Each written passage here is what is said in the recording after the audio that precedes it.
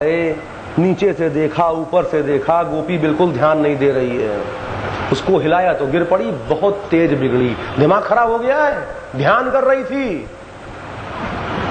बोली क्रुद्ध मत हो, तुमको तो साक्षात नारायण ही कृष्ण रूप में प्राप्त हो गए हैं, अब किसका ध्यान करती हो?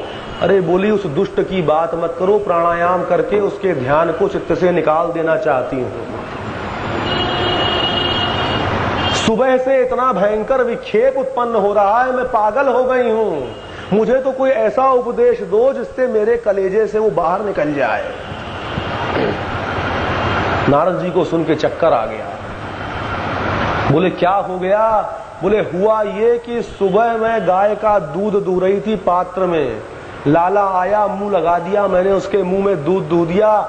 जब आंख खुली, मोह समाप्त हुआ तो देखा जमीन पे पड़ा था।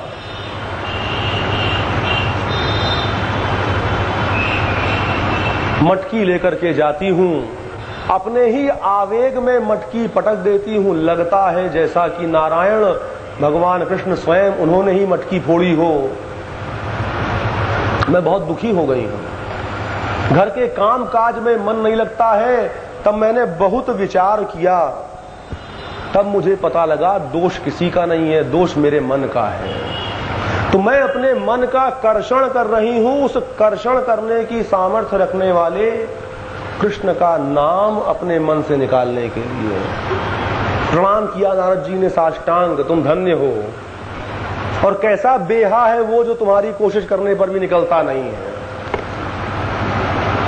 तो बोले भिक्षु पादप प्रसारण न्याय के अनुसार तुम्हारे घर पर जिसने कब्जा कर लिया, जब उसको निकालने में 20 साल मुकदमा चलता है, हाई कोर्ट कुछ भी पास कर दे, सुप्रीम कोर्ट कुछ भी स्ट्रिक्चर पास कर दे, मकान कैसे खाली होते हैं वही बता सकते हैं जिन्होंने खाली कराए हों। जब वो नारायण तुम्हारे हृदय में प्रविष्ट हो गया है तो कैसे निकलेगा? कंस के हृदय में भी नारायण प्रविष्ट हो चुका है। अरे कृष्ण कृष्ण, भूख प्यास सब खत्म हो गई। लेकिन धन्य है मृत्यु के रूप में उसे साक्षात नारायण ही दिखते हैं। अजामिल के समान भैंसे पर सवार यमराज का दर्शन नहीं होता है। प्रातः काल होता है, यज्ञ वेदी सजाई जाती है, सारी व्यवस्था उत्तम है, सबको बता दिया गया है कि किस प्रकार से कृष्ण का वध संपन्न करना है। द्वार के ऊपर कोलिया पीड़ हाथी खड़ा है।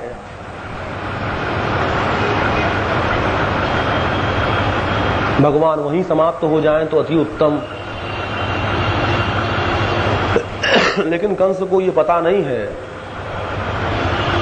कि भगवान जब पाप की मुक्ति कर सकते हैं तो हाथी रूपी अहंकार को समाप्त करने में कितना समय लगेगा। भगवान ने हाथी का वध किया, हाथी दांत दोनों भाइयों ने अपने कंधे पर रखे और उस यज्ञशाला में प्रविष्ट हुए, रंगशाला में। सबका जैसा जैसा भाव है। गोपियों ने साक्षात प्रिय के रूप में दर्शन किया, वृष्णिजनों ने सहज रूप से संबंधी के रूप में दर्शन किया,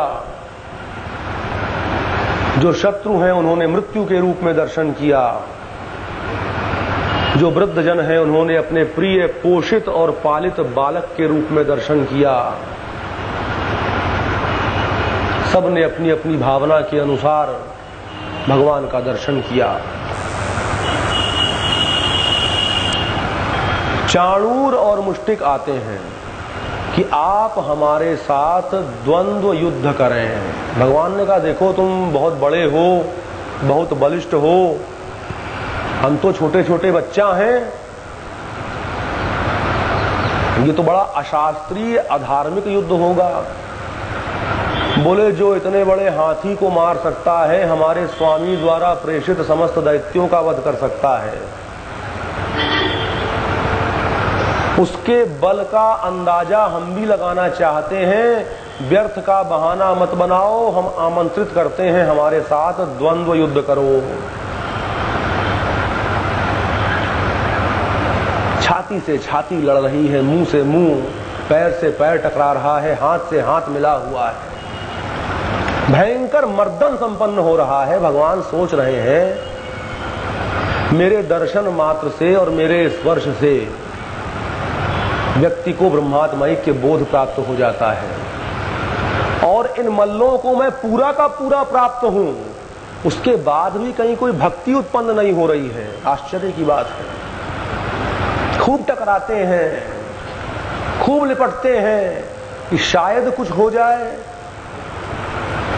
भगवान अपने प्रेम के आवेश में भूल जाते हैं कि स्वभाव बनाने की सामर्थ्य है उनकी। स्वभाव परिवर्तन तो प्रिया जी की कृपा से ही संभव है। भगवान अपनी आह्लादनी शक्ति के अधीन हैं। हमने आपसे कहा था 3 लीलाएं हैं भगवान की। मोहिनी, विमुख जन मोहिनी की चर्चा हो चुकी, स्वजन मोहिनी की चर्चा हो चुकी। एक लीला है भगवान की मोहिनी है स्वमोहिनी विद्या। जब चतुर्भुज भगवान दर्शन करते हैं भगवती राधा का तो स्वयं मोहित हो जाते हैं और उनकी वो भुजाएं विलुप्त हो जाती हैं और साधारण कृष्ण स्वरूप प्राप्त हो जाता है। जो स्वयं भगवान को उनके स्वरूप का विस्मरण करा देती हैं, उनकी कृपा से ही स्वभाव और स्वरूप दोनों का परिवर्तन संभव है। भगवान कहते हैं ठीक है, स्वभाव इसका बदलेगा नहीं, इसको मार करके ही मुक्त करना पड़ेगा। उसका वध संपन्न किया। चाणूर मर गया, मुष्टिक मर गया। किसने मारा? बोले बलराम ने मारा। शल तोशल आए। अब बहुत मारपीट में क्या रखा है, दशम स्कंध के प्रारंभ से ही हम लोग फौजदारी कर रहे हैं, पता नहीं कितने मार दिए। बोले शल तोशल भी समाप्त हो गए।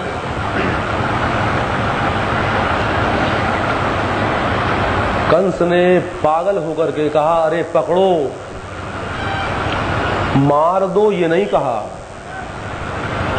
नंद आदि को तो बंदी बना लो और इसको पकड़ करके नगर के बाहर छोड़ आओ, क्योंकि मारना तो संभव ही नहीं है, कौन मारेगा। अब भगवान ने पहली बार अपने प्यारे प्यारे सुंदर सुंदर छोटे से मामा का दर्शन किया भरी आंखों से। आहा, क्या सुंदर स्वरूप है। 10 साल मामा से दूर रहे। मामा की चिट्ठी आती रही बीच बीच में, तृणावर्त व्योमासुर के रूप में, लेकिन मामा से प्रेम संवाद नहीं हुआ।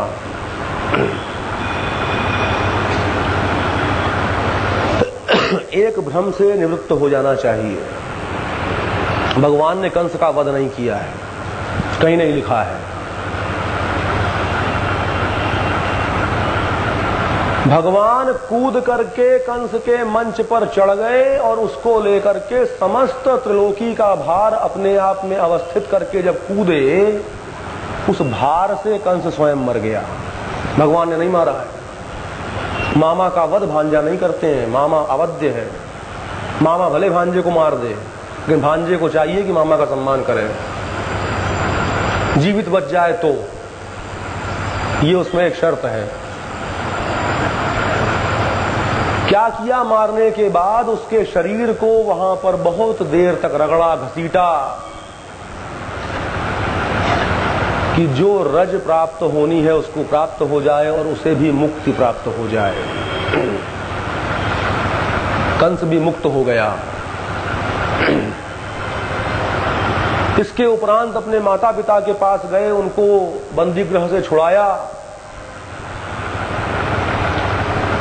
देवकी और वसुदेव की अपने पुत्र में पुत्र बुद्धि बड़ी कठिनता से हो पाती है,